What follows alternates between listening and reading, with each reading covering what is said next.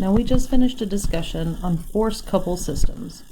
So that's taking multiple forces and representing them as one resultant force and one moment couple acting at one location. So what happens if we have a whole bunch of loads here that can be represented as an area under a curve? This is a distributed load. We represent distributed loads with a lowercase w in terms of x. X represents the line.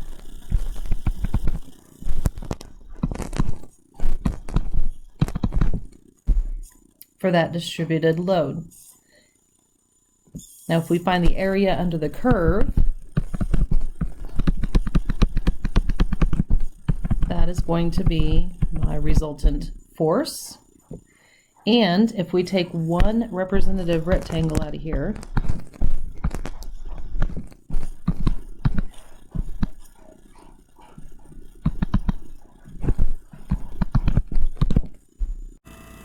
we can create the moment, x bar f r, which would equal to the integral of x times that one component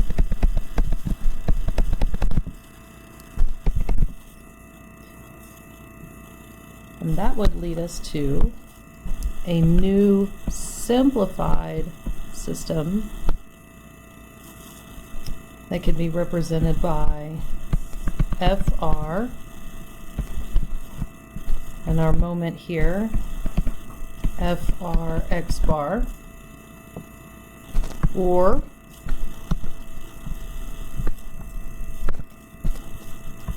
I know I'm drawing these totally to scale, fr acting at a distance of x bar. Some examples are a spread footing on soil, ice on a bridge, or snow load on a house. Let's say we are given this 10-foot member here that has a distributed load on it that can be represented by the curve 50 times the quantity x minus 10 minus x divided by 10 squared pounds per foot. If it's a distributed load, then we're going to have a weight per unit length as it's distributed over the member. So units are always going to be force over length. I wish to find the magnitude of the resultant force and its location, x bar, along the 10-foot member.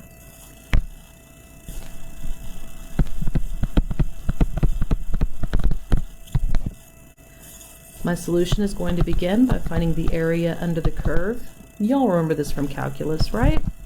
So we're going to integrate over the length 0 to 10 feet of the line. So that is 50 times 10 minus x divided by 10 quantity squared dx.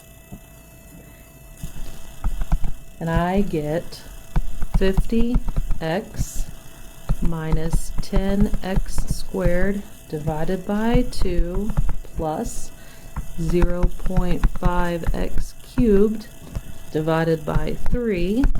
And we're going to analyze this from 0 to 10 feet. And the magnitude of my resultant force is 167 pounds.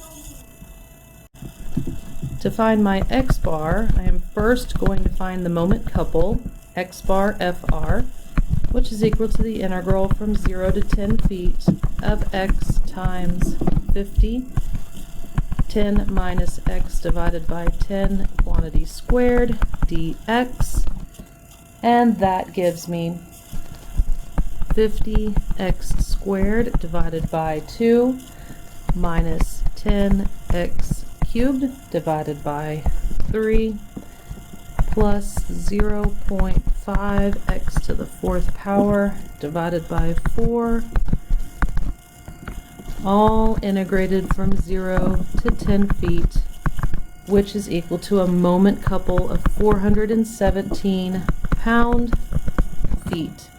To get that shortest distance d, which we're calling x bar in this case, that would be perpendicular to the vertical fr, x bar would equal my moment couple x bar FR divided by FR, which is 417 pound-feet divided by 167 pounds, which is equal to 2.5 feet.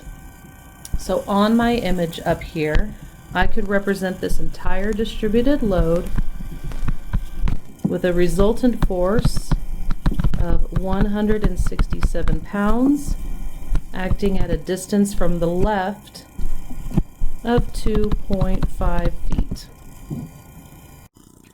Now let's say we're given this straight line load with a maximum value of 400 newtons per meter and a minimum value of 0 acting over 10 meters.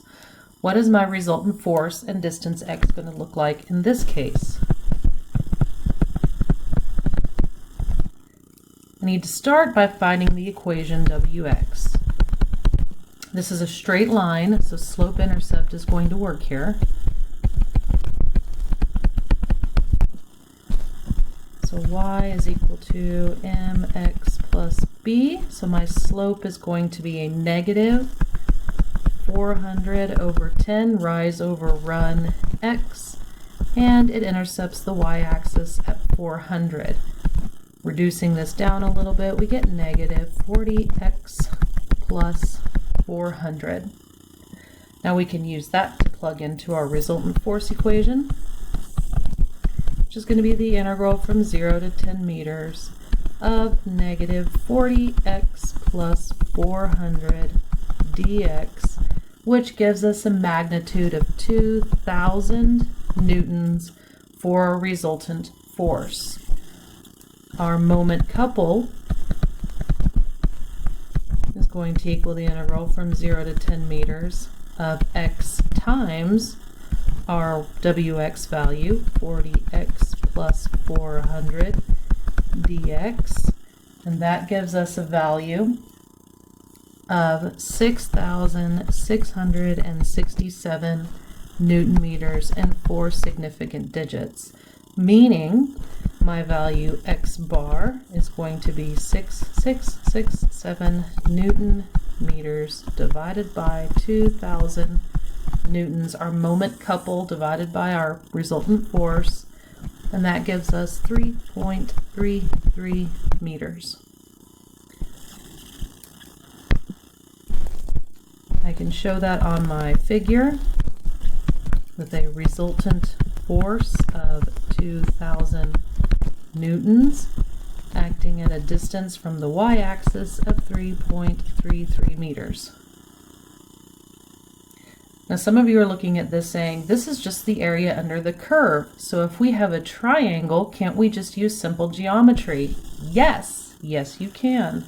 On Blackboard, under useful information, we have some areas here, and you see that we have a triangle with an area 1/2 base times height, and the distance to the centroid of that triangle is 1/3 the base or 1/3 the height, depending on if we're looking for the horizontal or vertical distance.